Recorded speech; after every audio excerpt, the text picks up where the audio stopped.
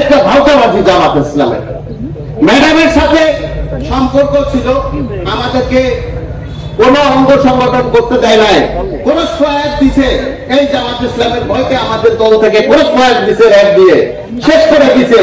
যুবদল করতে দেয় নাই, ছাত্র দল করতে দেয় নাই। কিনে বাংলা ভোটের রাত্রে 12টার সময় ম্যাডাম আসছে, দরজা আমি কালি খুলে না, ম্যাডাম গিয়েছে, তার এক ছেলে আছে। কে ছেলে? আমি কে ছেলে? কে? মুজাহিদ সাহেব তার ছেলে। সে আসছে, ম্যাডামের দরজা খুলছে, তারপরে নামছে। দেখেন এত বড় কি করছে তারা, ম্যাডামকে সম্মান দিছে, তারা এইভাবে তারা দখল করে নিছে। স্টেজে যাবেন ওই সময়, ম্যাডামের ওই সময় ভোরবেলা ফজরের নেওয়ার সময় যে দেখবেন যে তারা দখল করে স্টেজ সামনের কাতারে সব দখল করে আছে। বিএনপির কোনো পাত্তা ছিল না।